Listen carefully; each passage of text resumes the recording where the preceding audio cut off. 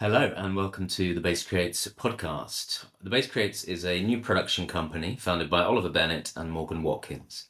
Our mission is to rediscover, explore and reinvigorate great texts in the Western canon, to challenge the conformity of the contemporary dramatic arts. In a series of readings, we've brought to life profound texts with responses from new, interesting thinkers. Moving forward, we want to inspire a new generation of writers, fostering a movement of fearless creatives and exciting intellectuals. We believe drama needs to go deeper and challenge audiences in order to do justice to our fascinating and troubling modern world. Great. Okay, and I'm going to give an intro into Prometheus and this world we're exploring today. Me and Ollie were looking to find a play to launch our project with. We wanted to use theatre to ask the big questions again, to dig deeper into the fabric of existence and explore what narrative is. The more one thinks about narrative, the harder it is to separate anything from it. Life is narrative. It's how we attempt to understand whatever reality might be. And one cannot examine theatre history without paying significant attention to ancient Greece. It is perhaps helpful to begin this period in around 800 BC, 300 years after the mysterious and long drawn-out collapse of the Bronze Age Empire. This glorious time in human history saw an explosion in ideas in philosophy, mathematics, politics, and of course drama. And this explosion of thought pushed the human journey on with ideas and stories that are as relevant today as they were then. Homer is thought to have written the Iliad and the Odyssey in around 725 BC, and this epic, huge poem is a foundational text in all of Western thought. Homer, intending the story to be passed on orally, tells incredible stories of times gone by in which men and gods thrashed their way through the trials and tribulations of existence. Men fought with courage unknown to most in the modern world, driven by the desires of the pantheon of Greek gods. Our first Greek dramatist emerged in around 650 BC. A man named Thespis travelled around, sometimes with his stone cart, determined to perform wherever he could. Aristotle regards him as the first ever actor to perform a character in a play. He is why we might call modern-day actors thespians. He would perform in the festival of Dionysus, which we will discuss more later. In around 525 BC, Aeschylus is born. Aeschylus, along with Euripides, Sophocles, and Aristophanes, are the most well-known of the Greek dramatists. And while we are lucky enough to have remains of significant texts from these times, it is worth considering with awe at how much we've lost. Who knows what magical texts, characters, and stories are now floating as dust somewhere in this vast and eternal cosmos. Aeschylus was thought to have written 70 to 90 plays, and we only have 7. One of these 7 is Prometheus Bound.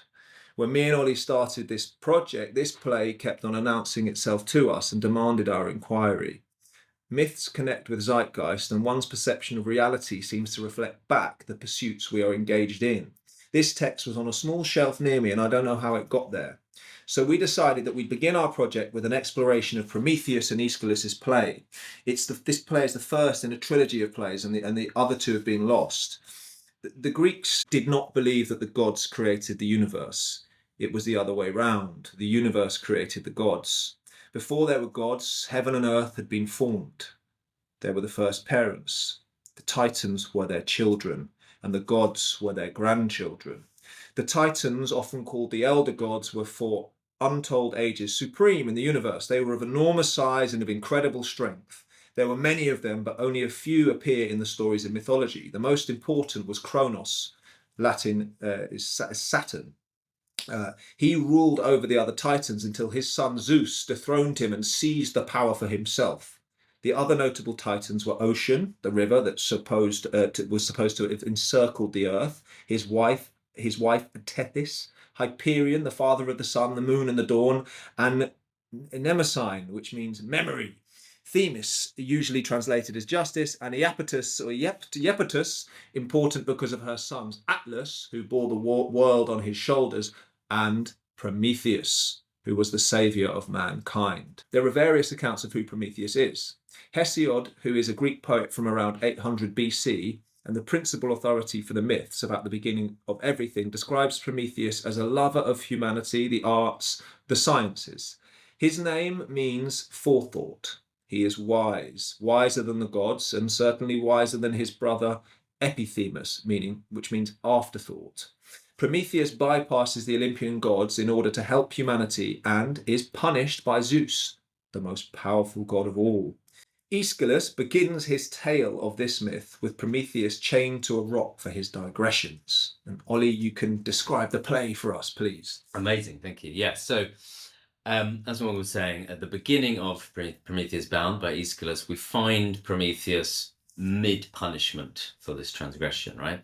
The first scene begins by Prometheus being dragged on stage and then nailed up to a rock by Hephaestus. And he's being spurred on and commanded by these two characters called Strength and Violence. And he starts to explain why he is there and what he has done to the chorus who appears. The chorus are made up of the daughters of Oceanus, the god of the sea, and they have snuck away in secret to see the condemned bad man, Prometheus, who tells his story to them, and they feel pity for his punishment. Then Oceanus himself, who is an old friend of Prometheus, comes to visit him, nailed up on this rock in this bare land, the end of the world kind of environment. Oceanus says that he is willing to intercede with Zeus on Prometheus's behalf, but he counsels Prometheus not to be too angry, but unfortunately Prometheus does not listen. Then later on, and this is a short play, but the next character to appear is actually the only human in the play. She stumbles upon Prometheus. She's the only character who has not sought him out. She is just wandering around in pain, following having been caught up in a jealous battle between Zeus and Hera. So Prometheus is more and more enraged by what he hears from Io about Zeus's behavior. He tells Io that Zeus will one day be supplanted, but he will not say which of Zeus's children will eventually dethrone him. The chorus is now becoming afraid. They're not sure whether to stick by Prometheus or to run away. And then the messenger god, Hermes, appears and has been sent by Zeus and is wanting to know what Prometheus knows about Zeus's eventual downfall, but Prometheus does not tell him. Prometheus is then finally given the punishment for which he is famous, his liver being pecked out every night by a vulture or eagle, regrowing every day and plucked out every night forever and forever. And the chorus scatters. So that is a brief summary of this first part of the Prometheus trilogy. Once we decided we were going to do Prometheus, we looked around for an interesting speaker to give a response to the text and prompt a discussion. And we were very pleased to meet and work with Esmé Partridge, who we also have with us today to discuss this. Esmé is a writer and consultant working at the intersection of religion, philosophy and politics. She has recently completed her MPhil in the philosophy of religion at Clare College, University of Cambridge. Her research interests include Platonism, Renaissance thought and perennial philosophy. Her writing has appeared in numerous publications, including the Critic and UnHerd. Thank you very much for joining us, Esmé. Thank you very much for having me on. Yeah, so I thought I'd start with this question, Esmé. What were your thoughts when we first approached you?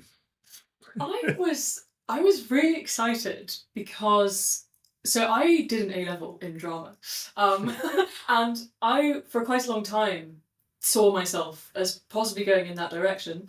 Always loved performing and acting. Not sure if I'm very good at it, but that's kind of besides the point. Like, it's always something that I have, felt enthusiastic about. But I think as soon as I specialised in philosophy, suddenly that world became a bit closed off. Possibly my own fault not pursuing it, but certainly at the level of my masters, they felt like two very separate worlds. And I've actually quite wanted to reintegrate them in some way.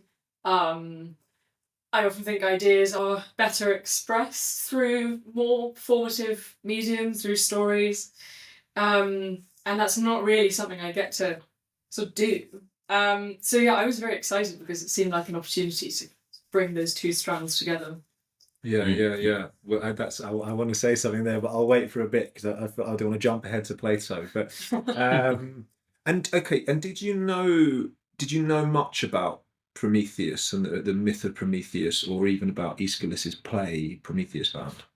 The play, not a great deal. the reception of the play somewhat more. I'd actually just been reading, when you approached me about it, a book called The Veil of Isis by a French philosopher called Pierre Hadot.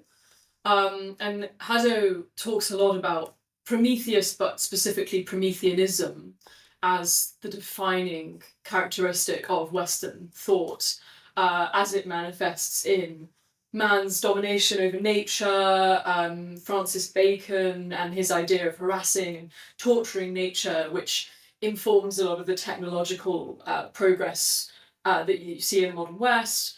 And Pierre Hadot is really a critic of this Promethean tendency and tries to contrast it with what he describes as a more orphic, a more mystical view of being in harmony with nature rather than trying to dominate it. So when you said Prometheus Bound, my first association was more to do with the receptions of that play and the image of Promethean man, which is of course becoming how has come into sort of mainstream conversation, I suppose, with Oppenheimer. You know, I Am Death, Destroyer of Worlds has a very Promethean ring to it. So yeah, super relevant. And just so our listeners know, the bells ringing here that's Westminster Abbey, right? Yes. Yeah. So the backdrop there is a nice historic backdrop for our listeners, a nice audioscape. So so the film Oppenheimer was based, or was not, but it was developed from that American book, right? What's it called? I think it was called American Prometheus. Prometheus. Yeah, which was how they described, because I suppose they were linking the idea of the discovery of the atom bomb to Prometheus stealing fire from the gods and give it to man. The idea that man has been given an extremely powerful tool that doesn't necessarily know what to do with or how to handle.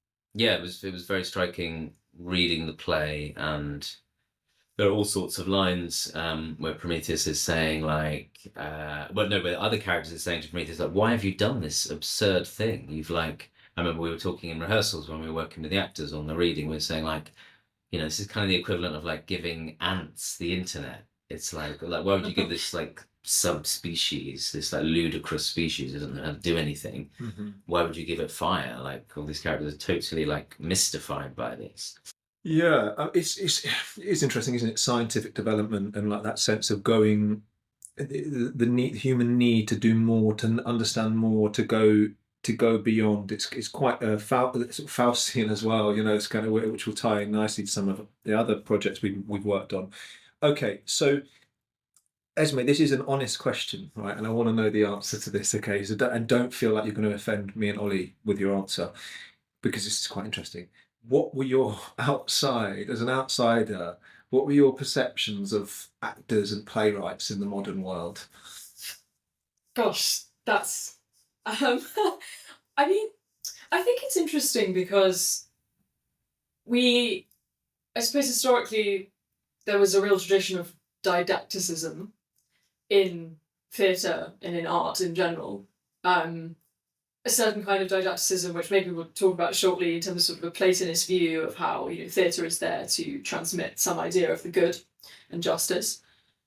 And then I think in the 20th century there was a huge reaction against that, and a lot of popular TV shows, especially comedy, took on this very irreverent quality, and it's sort of like, no, we're not going to teach any kind of moral lesson, we're just going to, in some ways, sort of like mock those conventions. Yes. And I think, I mean, you have to say that it did actually produce some of the best, particularly like comedy, irreverence, you can't deny that it does produce some of the best material. But then I would argue that we've sort of gone back to a more didactic mode. Interesting. In that just in terms of kind of current political messaging, certain things which are considered to be virtuous and just now, they are being basically sort of promoted, I suppose, through the artistic medium again. So we have kind of undergone this arc. And I feel conflicted about it because, you know, didactic art, in some senses, I suppose, as a Platonist, I think it's a good thing. Not when I say didactic, maybe it can mean sort of different things. There's didactic as in talking down to someone and telling them what they should believe. And then there's didactic as in telling an inspiring story about a good thing or love or a heroic figure and presenting them in a positive light in a way which inspires the viewer, which is a kind of didacticism, but it's more of an inspiring kind of didacticism. So I think I I would say I think that nuance is important. I think when didacticism becomes too much like that former idea, instead of it being genuinely Platonic, which is that the medium inspires you to some higher ideal, which you yourself kind of realise or ascend to at some spiritual level, when it becomes sort of more telling you what you should think and believe, I think that's quite a different thing. And I suppose to answer your question more directly, I think it does feel like there is a bit of a tendency that not much is left to the imagination with sort of modern productions. It often can be quite, it can be quite politically. And just to clarify that the didactic, for anyone who doesn't know, means to teach, right? So is that what that? Yeah, sort of. Yeah, I suppose, the idea of teaching through some medium. Through some medium, yeah. So that it's really interesting framing of the 20th century being kind of irreverent, kind of more cynical, and I'm thinking of Monty Python, Blackadder, maybe even, and then over this sort of there's a surge of moralism. There's a surge of moral energy now. Maybe some people think it's badly misplaced, and morality is a complicated thing to work out exactly what it is and who's got any authority with morality. But you see from the outside that it's all become quite preachy, quite particularly politically motivated in a specific way. And do you think actors seem stupid? I don't know enough to say.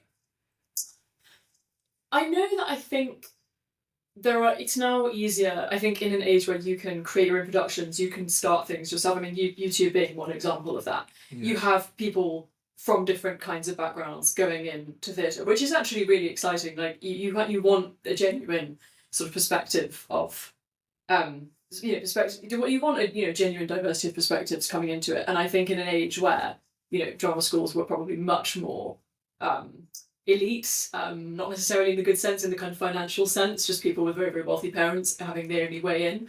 I think it's probably preferable now that we don't have that, and that people can be, just making their own projects. There's kind of less boundaries.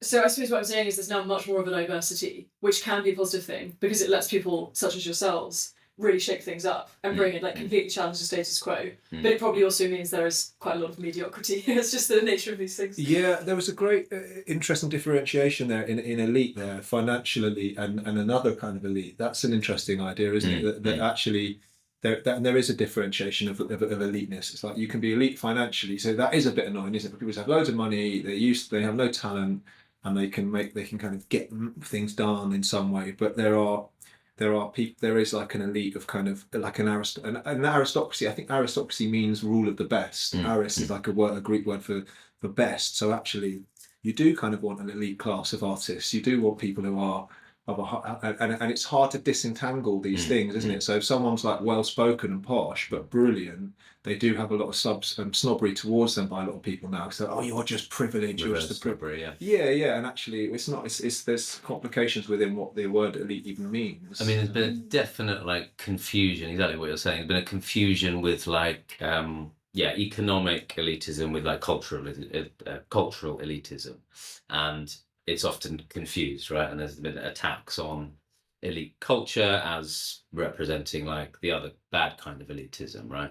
And I think that's definitely produced exactly what you were saying, Esmé, of this disconnect between the philosophical world and the dramatic world. And something we're trying to do is create links so they can talk to each other again, because the art and theatre that I'm most interested in is the stuff that does examine these philosophical questions and problems. So that's very much that's exactly what we're trying to do, right? Is to sort of maintain that some kind of cultural high standards, let's say, rather than elitism. You know what I mean? Yeah. And actually, sorry to interrupt, but actually, I mean, high culture in the sense you're describing should actually be something that's inclusive. Yeah. It should be something that everyone can enjoy and participate in. And so actually, I think with what you're doing, you have the best of both worlds, because you're bringing to texts that probably now are only really studied in elite private schools. Yes, exactly. And actually doing something really creative, because their messages really are timeless, and they're not just for an elite, So I think that's I think you're filling a very important, not to use kind of corporate language, but Yeah. you are filling an important market gap. Yeah. So USP.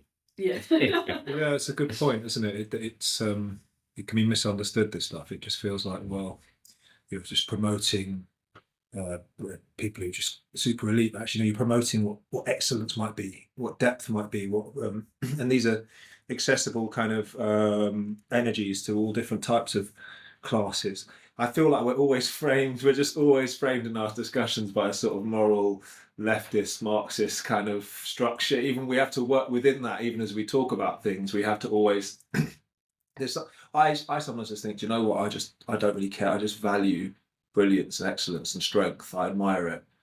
I just do. And I think it doesn't always have to have like some sort of sob story. Okay.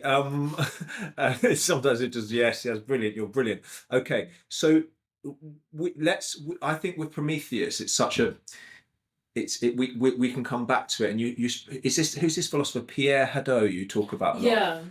Pierre Hadot. So we can come back to this stuff about and I want to talk to you. I want to sort of argue with you a little bit, Esmé, about whether if we're pro Prometheus or anti Prometheus, because that was when we did the reading that one of the you did this fantastic response, and you for me seem to be leaning on the kind of anti Prometheus side, like he's a little bit of an upstart. He actually should just accept what God's going to give him his stuff in time.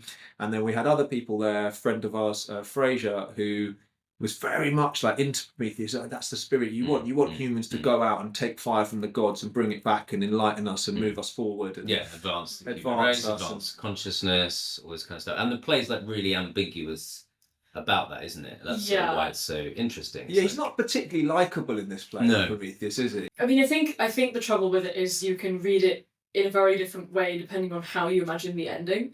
I mean, maybe that's something we can talk about later. I think because of this lost sequel, which we think is called Prometheus Unbound, it's like, what is the circumstance of the unbinding?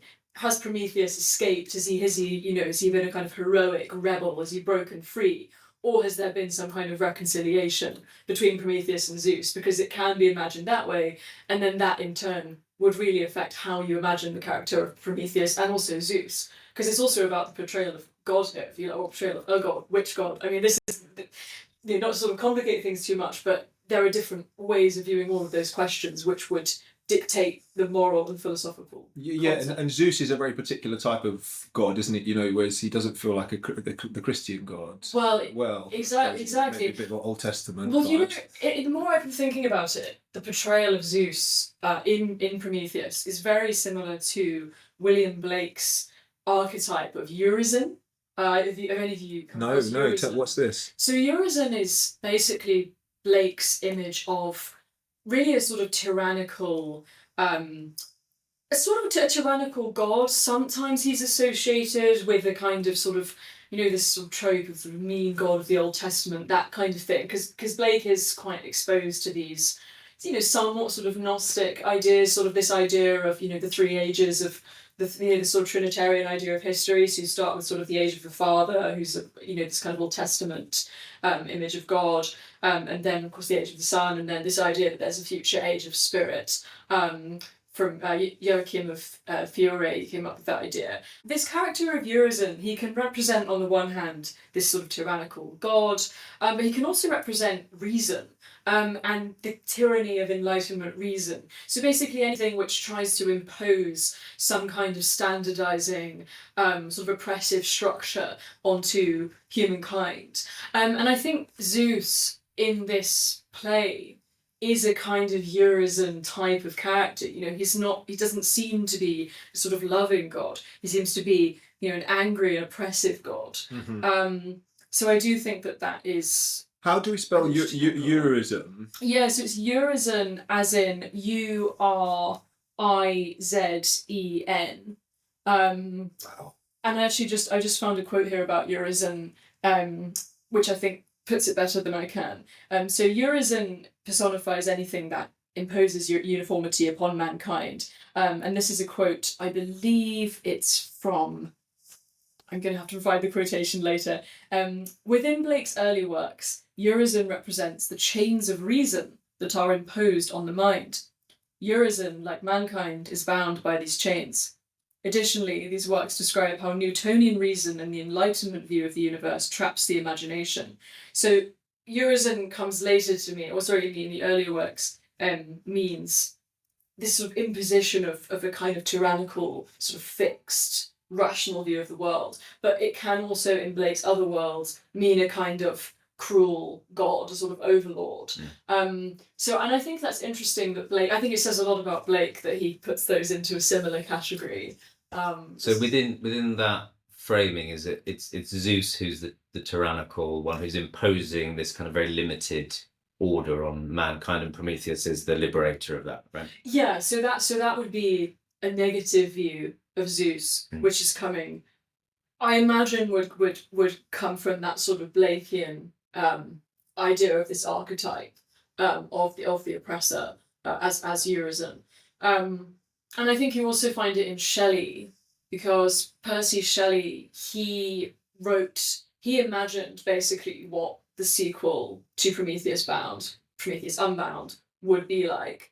And he wrote his own play, which apparently was really bad, which is why you can't find it online.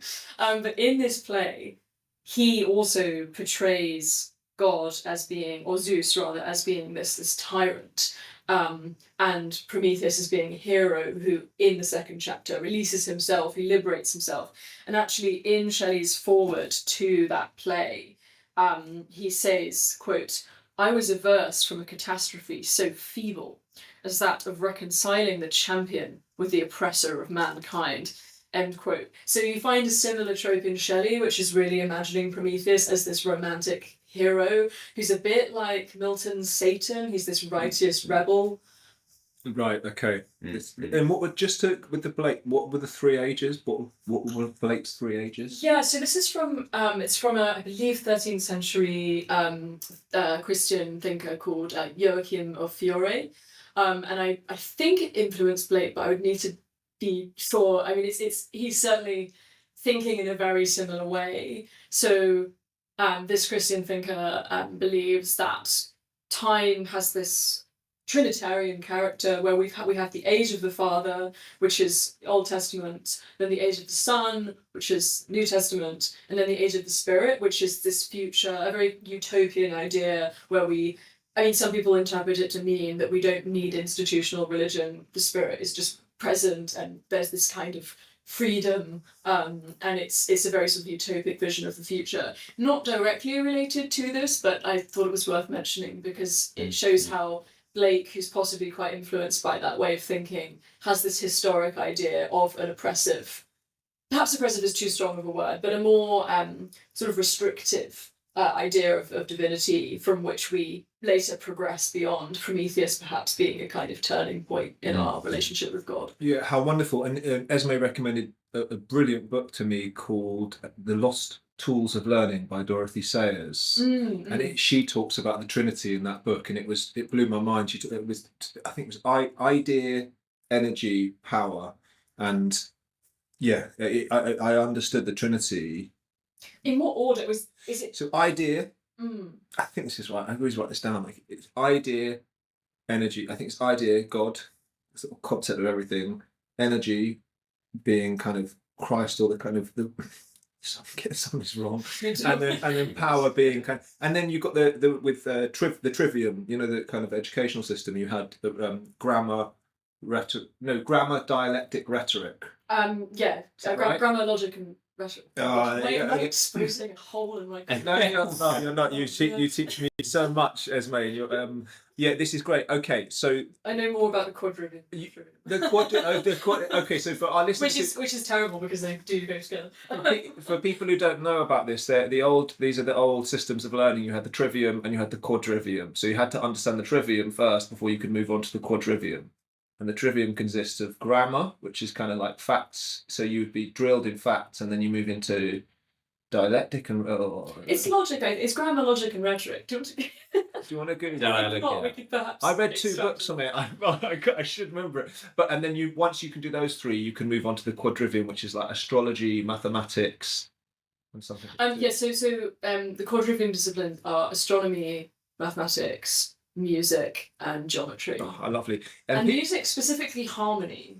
Interesting. The science of harmony. Grammar, logic, rhetoric. Yeah, grammar, logic, rhetoric. She's right. Of course, she's So right. lower Okay. But logic is really division of related to the several dialectic. I mean, liberal arts. I think dialectic is really the fusion of those three skills. You're right. Okay. Yeah. So it's an old way of learning, and a lot of people think people should still do it. We should still learn like this, right? There's books arguing for this. Okay. Right. We'll go into some deep rabbit holes here with the trivium. Esmé, and so you know quite a lot about Plato, right? Am I correct in assuming that? I mean, have I read every single page of all of his dialogues? No. So I feel like to be a Platonic scholar, it's kind of, the bar is very high. But yes, I'm very interested in but you Plato can enlighten and Platonism and sort of receptions of Plato. You- But on the yes, You please. can enlighten me and Ollie, a couple of idiots when it comes to Plato. You've read The Republic, haven't you? Long time ago, but yeah. And I've just read it. Yeah, Okay, you're so right. yeah, we're sort of very, very, very basic Plato, whatever. So what did Plato think of actors?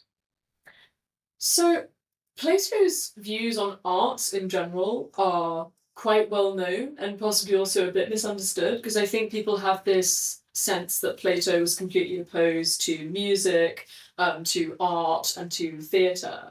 And that's not necessarily the case. Plato's real concern is when art fails to reflect the true order of things, and that includes justice and the good and what is true.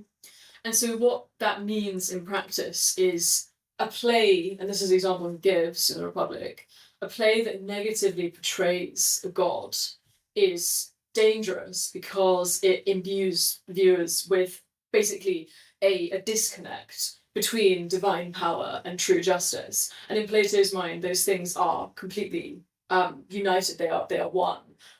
God is justice. Divinity is justice. It is truth. It is the good. And to start confusing those categories, or to say that the divine could be against the good, creates a huge kind of confusion. Basically, I think that's what he's worried about: moral confusion. Right. So even the idea that Prometheus might be good as opposed to Zeus would be like disordered and incorrect. So this is Yeah, what it's would be interesting to sort of really get to grips of, because Plato talks about Prometheus and the Prometheus myth, but if I remember rightly, that's not in the same part where he's talking about sort of drama and the kind of pedagogic significance of drama. So what Plato would have thought about it would be, I mean, I suppose my instinct would be, is Zeus really a tyrant? Like, and this is the later sort of Christian theological reading of Prometheus. You find people like Thomas Merton, which is that, well, surely actually in this play, Zeus isn't an evil oppressor. What's happened here is that Zeus was going to give Prometheus the gift of fire eventually, but Prometheus is this upstart, arrogant kind of figure who simply tried to take it too soon, tried to take what wasn't his share at that present moment. And so in that reading, I mean, I suppose that's probably more of maybe a Platonic interpretation, which is that, no, this negative portrayal of Zeus isn't quite right, we're just misunderstanding. And in such a interpretation, the second sequel would see a kind of reconciliation, which gives you with a very, very different reading. And just for some historical, chronological context, Plato comes after the dramatist, the Greek dramatist, right? He comes, so Plato and Aristotle and there's lots of that, and Aristotle comes after Plato, right? They're sort of responding to these myths and these, so they would have read these plays and knew about these plays. So just to kind of give a bit of order to this, they're coming after. Yeah, so they're coming after, and it may well be, well, almost certainly is in response to the use and misuse of drama and its portrayal of the gods that Plato is writing this critique in the Republic. This is in the Republic, so I've just read, so I should remember this bit. Mostly in the Republic, but I believe it's also in the Laws as well. Right, okay.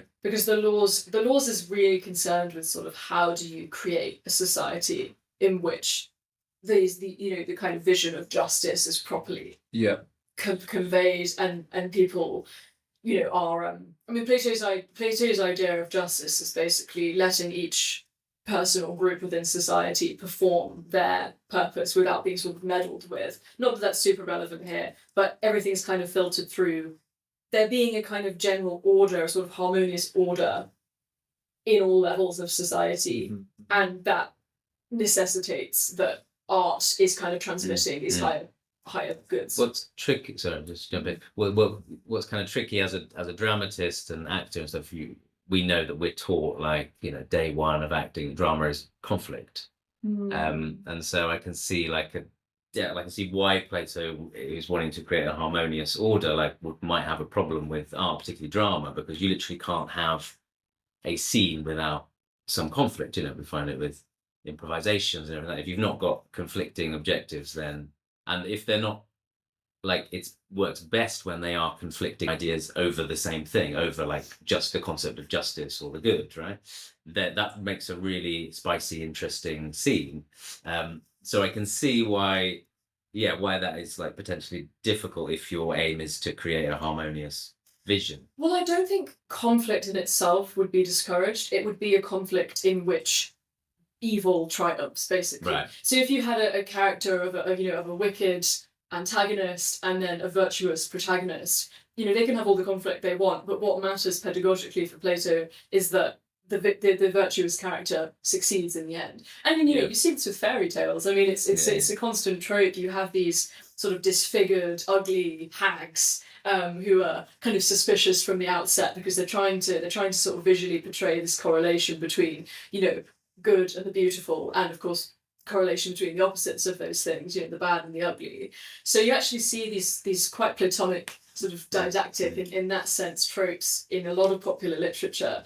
But what matters in the end is that there's justice and that the good character after that conflict is rewarded for that good. And obviously, I mean, not to digress too much, but it's super interesting sort of looking at modern sort of what films are really popular today, like The Joker. Like, we have a real kind of love of these like evil characters. I mean, I think one example that made a very strong impression on my mind, because I watched it when I was way too young, was A Clockwork Orange. And the man in A Clockwork Orange is horrible, like he's depraved, but he's portrayed as being sexy, basically. He's a very alluring character, he's very handsome, he's very stylish. And that's like, I think it's actually a very good example of how this idea has been quite subtly and arguably quite perniciously undermined when you start portraying these bad, vicious people as being kind of righteous and cool. Because at some very subconscious level, you start to kind of romanticize the bad. Yeah, no, it's interesting because like Anthony Burgess wrote that novel which Kubrick did the famous film of, and from the end of that, actually, like, good does triumph, like, because he is kind of pacified, but it's portrayed as a defeat of his free will. And Burgess, as a Catholic, is saying, actually, if you want to have free will, we have to embrace that the evil character could be sexy and alluring. Well, one thing I will add is that with the medium of the image, even if the story itself ends up punishing the main character for being evil, the mere like visual appeal of someone who is iconic and who sort of looks alluring is almost enough to kind of undermine that. It's like, I'm trying to think of other examples where you have these characters who are clearly evil and they meet their fate in the end, but just because they have such a strong sort of charisma, they still are kind of remembered in this sort of positive way. Well, Milton's Satan would be a big example of that. And can we think of? I'm trying to think of modern films or film characters like. I mean, even like this is a film I watched recently. It may not be appropriate, but Scarface. Interesting. That's a great one. Right. Because okay. he's horrible. Yeah. And he dies, but he's still cool. People idolise that character. I mean, so many people I knew when I was growing up had like Tony Montana, those slightly tacky paintings on their walls. They frame one with the gun or sitting there and there's a cocaine in front of him. So you see how the aesthetics end up triumphing over the kind of didactic content. Yeah. So even Tony Soprano is in this mold. Although Tony Soprano is drawn out over so many series, and he's so wonderfully complex and sort of brilliantly awful, and you can get with the TV series. I suppose you can explore the nuance, and if everyone was just like Aragorn, if everyone was just like Aragorn from Lord of the Rings, or Jon Snow's a relative, like he's an interesting one from Game of Thrones. He was like an out and out good Heath. I felt, he was almost like kind of something like a Christ-like kind of character in the middle of it all. I just wanted to give just give a little bit of context to Plato for the listener, because some people might know lots about Plato, but lots of people won't, I'd imagine. So the book The Republic it's 10 books, and he writes in sort of, because I found this difficult when I started to read it. He writes in like dramatic form. It's like dialogue. It's people arguing. It's like it's quite good for actors actually, because you can kind of read it out loud as you go, and it's like a sort of story. And so, but it's quite hard to follow, because it's not just like, you should do this, you should do that. Make sure you're just, when you see your mother, make sure you pay your respects and give her some flowers, whatever it would be. Yeah, like, that's Confucianism. Okay.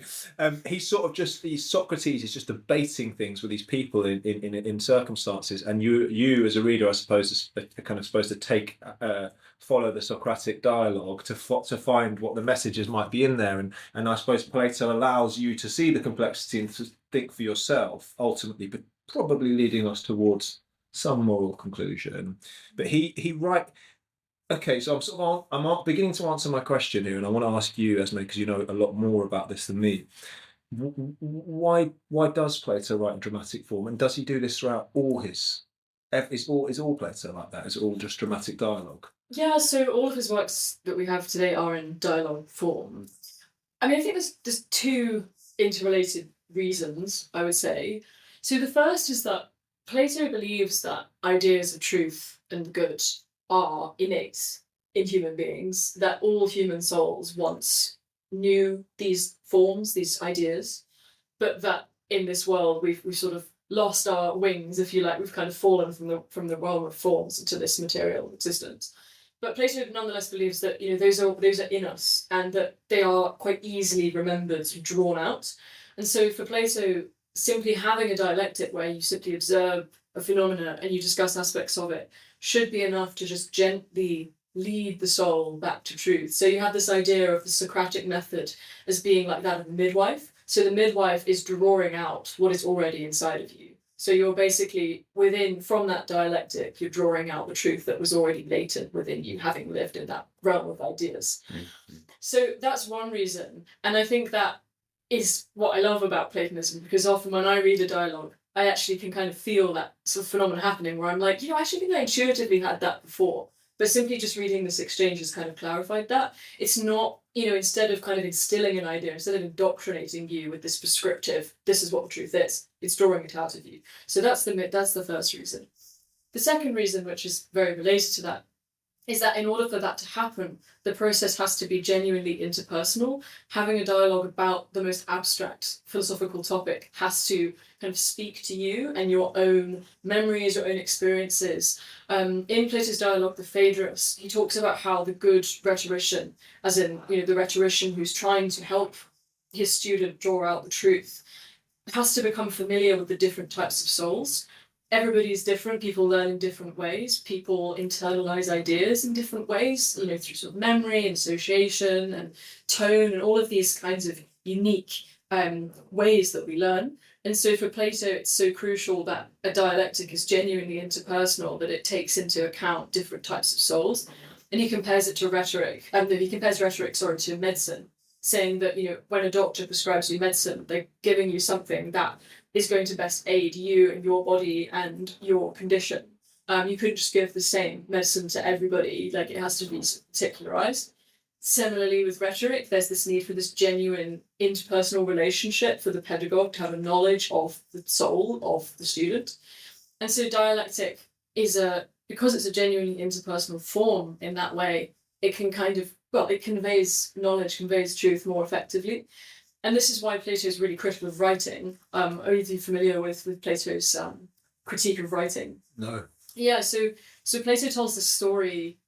So Socrates tells the story rather through Plato's narrating it from ancient Egypt, and it's about the ancient Egyptian deity Thoth. And Thoth was thought to be the inventor of arithmetic, geometry, and also games like drafts, which is interesting. And one day Thoth invented writing. And Thoth went to the king of Egypt and said, I've created this new art, writing, and it's going to help everybody improve their memory and become more wise. And then the king says, no, what you have invented here is not a recipe for wisdom, but actually just the semblance of wisdom. Because what happens is that if you take an idea and put it into this impersonal, external format, then it ceases to actually speak to people, and it doesn't communicate ideas to people in that interpersonal dialectical way. And the other danger of it is that it, as he says in the dialogue, it can get into the wrong hands, like it can be misused.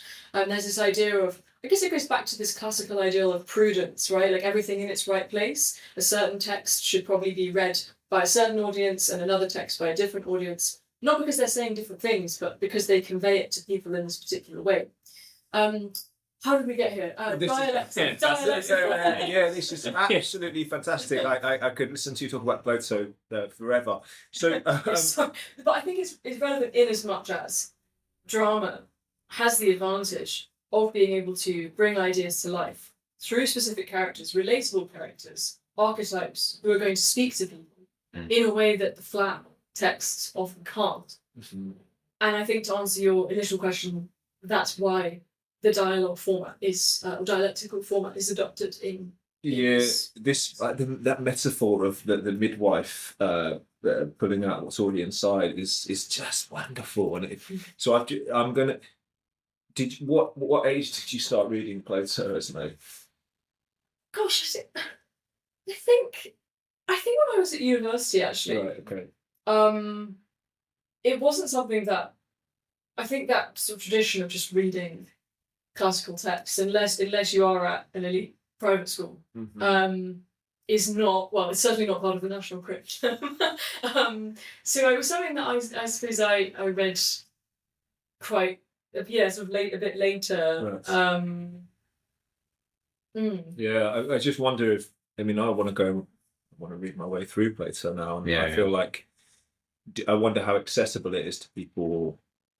If one was to go to a bookshop and just buy a Plato, could they do that, or would you have to have lots of context to do that?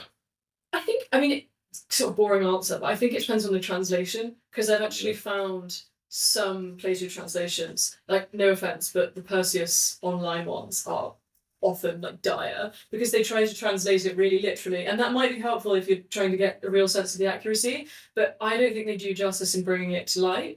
I have this massive. Who's the person? Who's going to take offence to Perseus? What is Perseus? Is this Perseus Tufts? Yeah, I've seen this thing. Dialogue to dialogue, but I was recently running a workshop at something called the Realization Festival in Dorset. Just plugging it, it's amazing. Sounds amazing. People interested in like ideas. The Realization Festival. Yeah. So I was running a workshop there about technology and the soul, which was actually really relevant to a lot of what we've just been talking about. And I wanted to get people to act out some of the dialogues. And I was trying to sift through which translations are best for this. And I found that actually the best translation for bringing it to life, there's this quite famous, massive, dark green book which contains all of Plato's dialogues on like Rizzler thin paper. Oh. And it's massive. And actually, like some of the translations are by Benjamin Jowett. Some of them are by Huntingdon. Thomas Taylor. Do you know, I'm not. Yes, I think there are a couple of Thomas Taylor ones. But even though this is a pretty old edition, they actually contain the ones that are most readable.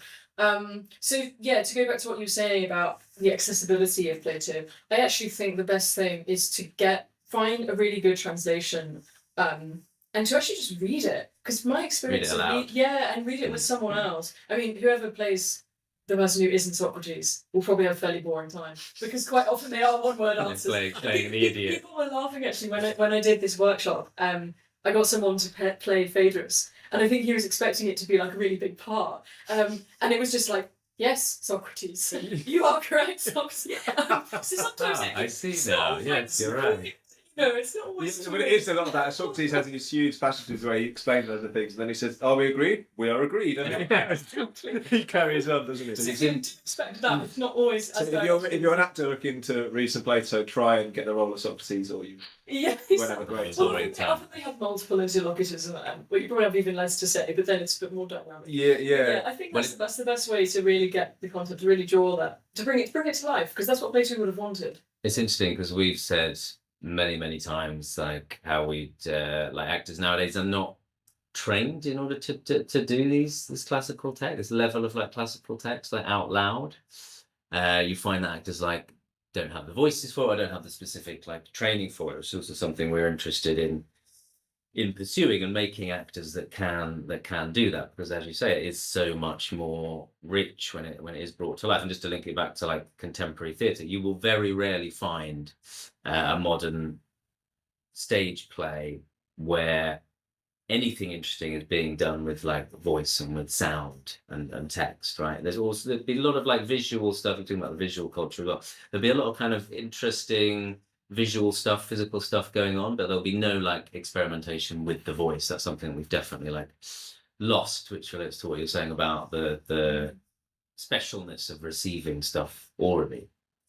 Yeah, so in I think it's book 2 or book 3 of Plato's Republic, they talk about story and the stories you tell children. So just to give an outline, they are creating a city in speech. So they're describing what the perfect city, politeia, which I think means regime, would be for like what's the perfect. And Socrates is working his way through it in speech and kind of going through it, and he's saying like, what kind of citizens would you have? They'd all have a specific job. So the fisherman would be the fisherman, carpenter would be the carpenter, and then they kind of go through all these different elements of what a society might be or a city might be, and then they talk about stories. And he starts to examine Homer and say, I don't know, and you've got what you're going to tell the kids. And we think about it now, you read your kids certain stories, you don't want to read them stories that are going to corrupt their minds and make them lunatics, because you could do, or maybe they are doing now, by the way, but let's not get to that right now. But it's just a classic thing. Is like what the myths that you tell people, they will go on to become the kind of people they are. We live by the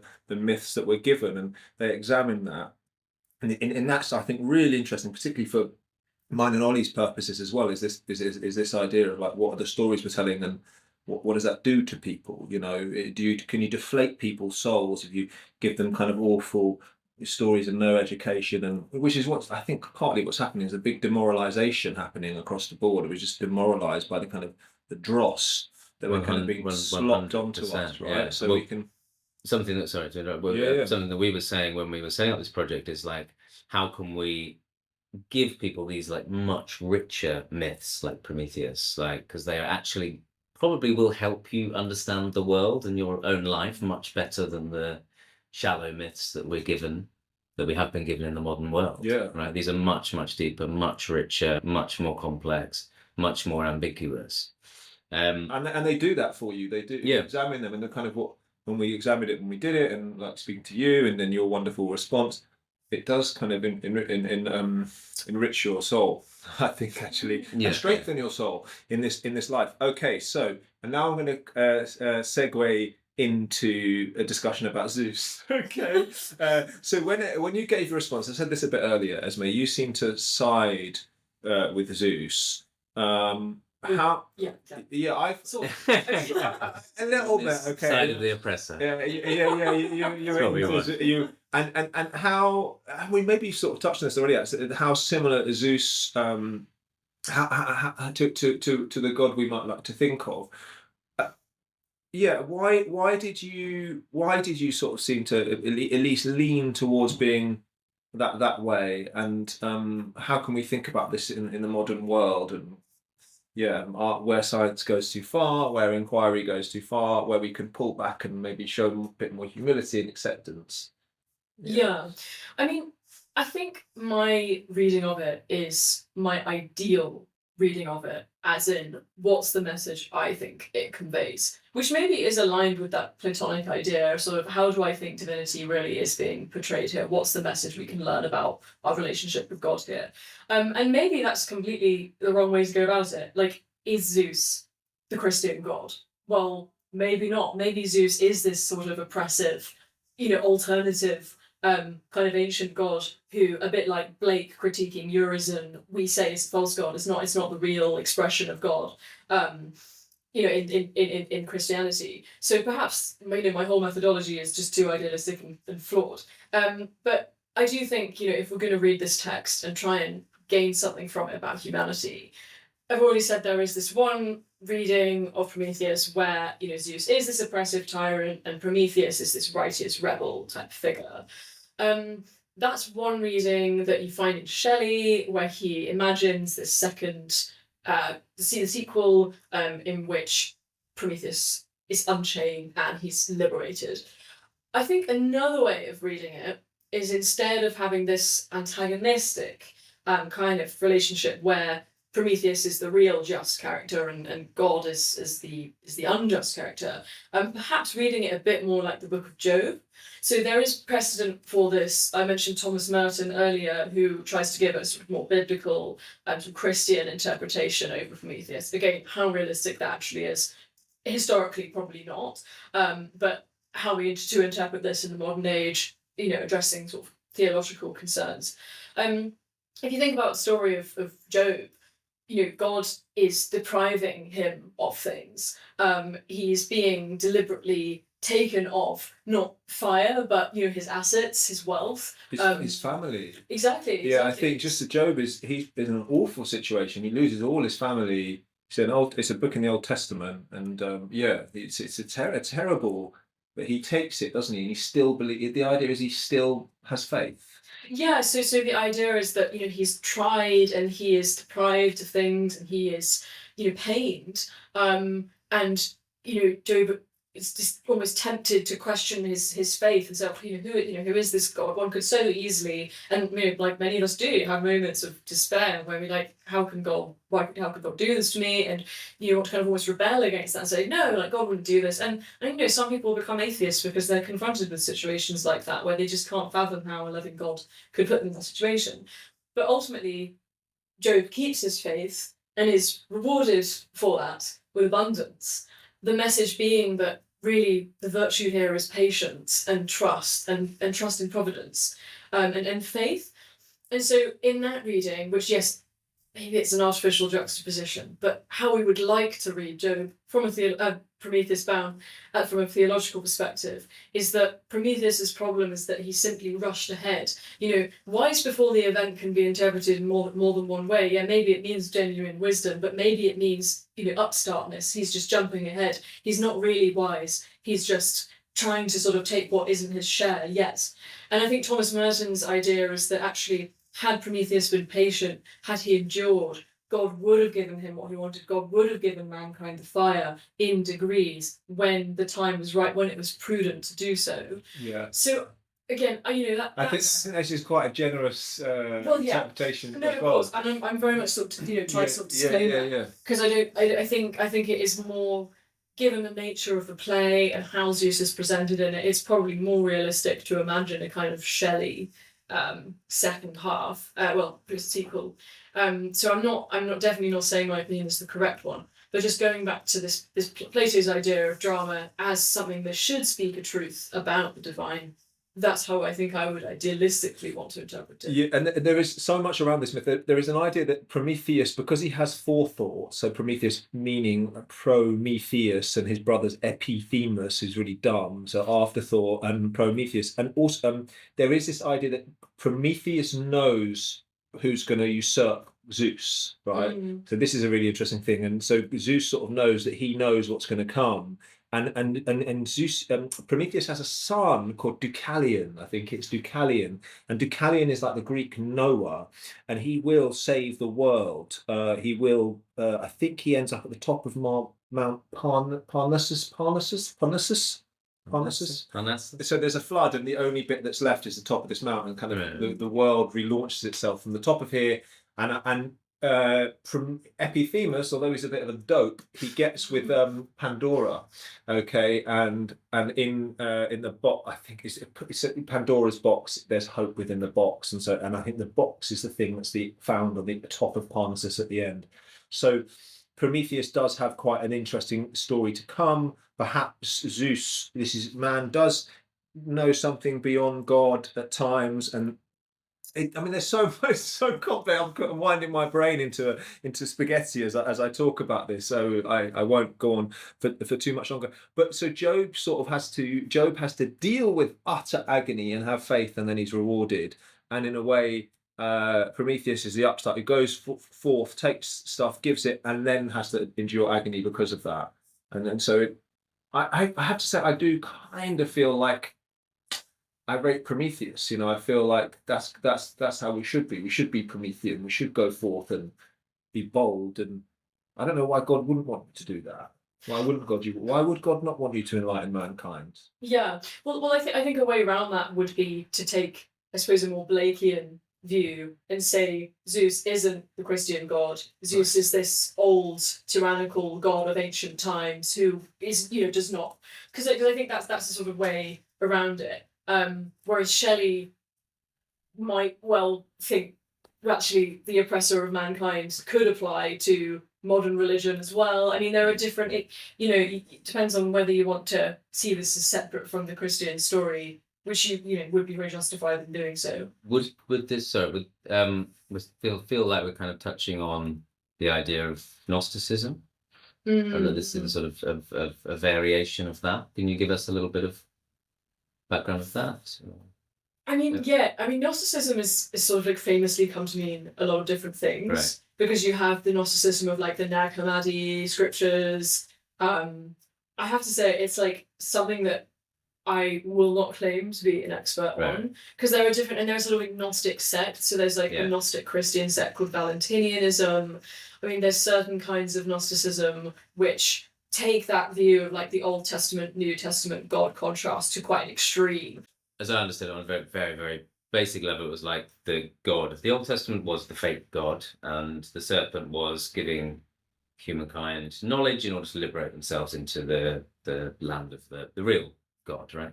And yeah, obviously I'm sure there's like hundreds and hundreds of different like, variations of that, but I understood that was a kind of very, very basic general strand, and that would kind of fit in totally with Prometheus as being giving mankind more knowledge in order to liberate themselves, right? Yeah, absolutely. No, I think that's a fascinating comparison. Well, also the other one we spoke about earlier was that there's some interpretations that Christ is like the snake, is the bringer of something, right? Okay, and then there are these interesting bringer of knowledge and bringer of, and this is quite heretical, and I'm worried as I'm saying this, but there are obviously quite fascinating similarities between the image of Christ on the cross and Prometheus on the rock, and the sort of suffering nature. Now, Unbound is the second part of this. We have Prometheus Bound, and then we have Prometheus Unbound, and then the third one I think is Prometheus the Firebringer.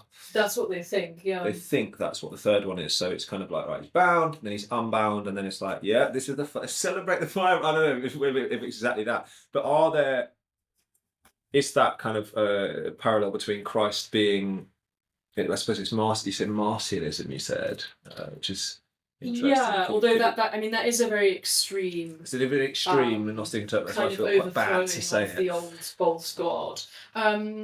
Yeah, there is a quote from the play which is very Christ-like, and that is, "I saved the human race from being ground to dust, from total death." So that is very biblical. This idea that he's freeing men from death. He's giving them this possibility of, well, I don't know if an afterlife is what he's implying there, but yeah, certainly quite Christ-like. But I mean, I think the main difference is that with Prometheus and Zeus, I mean, that's obviously a very antagonistic relationship. And, if Christ is the Son of God, then he wouldn't be sort of accusing him of these things and sort of like despairing of him in this same way, because they're one, they're not. Although there are moments in the Bible where Christ does have these moments of, where his sort of human side. Oh, is that good theology? I don't know. Is sort of more visible, and he obviously has feelings and Yeah, and is that my But- Lord, why have you forsaken me? Yeah, exactly. That came up in I went to David Bentley Hart, who was giving the lectures, this lecture series at Cambridge, and yeah, someone actually brought up that quote, and it sparked this whole debate about like Christ seems to be sort of just despairing in God at that particular moment, or at least it could be read that way. But no, I think there are definitely ostensible similarities between Christ and Prometheus. I mean, that quote I just read is very Christ-like, but I think it's the antagonism of the relationship that I think theologically makes it very different to the Christology. Yeah. So, okay, my final question, Esmé. Is Prometheus a brave heretic that we should be inspired by? Again, it depends what level. Like, are we viewing this? Are we going to try and interpret this perhaps a bit creatively for a theistic context, sort of a Christian context? In which case, we say, a bit like with Job, God is going to give us the fire. Like, God is not trying to restrict humanity from certain things. It's all about providence and trusting providence. At the level of human beings using their creative powers against genuinely unjust tyrannies, let's go with the false god narrative, slightly more Gnostic, Zeus as Urizen, as this oppressive figure who is not the real god.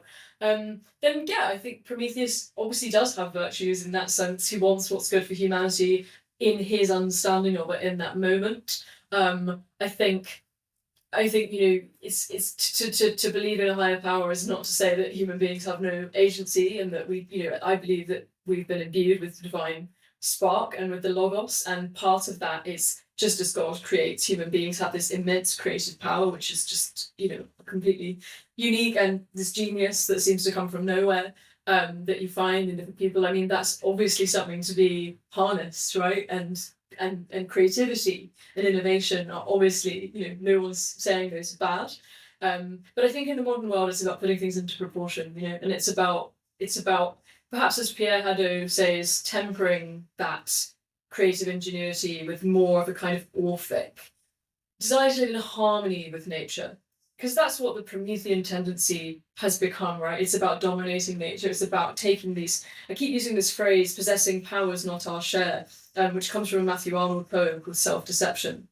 And Matthew Arnold is reacting against this new Victorian industrial modernity, which he sees as being quite Promethean. He says, who are we? How deluded are we to think we can claim powers not our share? And I think that like the states of the industrial world, environmental destruction, like serious, like the future seems very bleak in some ways because of the excesses of technology. Yeah. And so I think it's about sort of tempering that. It's about saying, how can we realign this divine ingenuity and creativity we have with a more harmonious order of nature? And that's why I love this idea of harmony, and I'm a big fan of King Charles, because he talks a lot about this. It's like, how can we, be one with nature? It goes back to Plato as well. How can we live in a way that accords with that divine logos and that balance and temperance of all things, all levels of creation?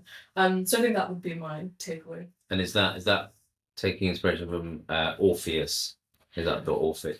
I wouldn't go so extreme as to sort of set up this contrast, because Pierre Hadot goes so far as to say Christianity is an extension of the Promethean strain. Perhaps go off too much of a tangent. Yeah. But I certainly think, I suppose the Orphic he associates with more of the romantic, and this sort of again this idea of being in harmony with nature. I think it's about having both. I think it's about having, as I say, embracing human creative potential and innovation, but in such a way that instead of going against nature, is working in harmony with nature. Yes, fantastic. Okay, thank you, Esmé. Thank you so much. I've absolutely loved this conversation. It went in so many. Yeah, it's a good one. We touched all the bases. Thanks for joining us. We are The Base Creates, as Ollie said in his introduction. Please like and follow or download or whatever you do with podcasts, or if you're watching this on YouTube. And there are the bells of Westminster. Some outro bells for us. Yeah, so please follow us on Instagram and X, and our website is www.thebasecreates.co.uk. We have a new writing competition coming up called the Agon, so please enter if you can. You've got a few days. The deadline is the 31st of July, and we will be staging that competition at the end of August in the spirit of the Dionysian spirit.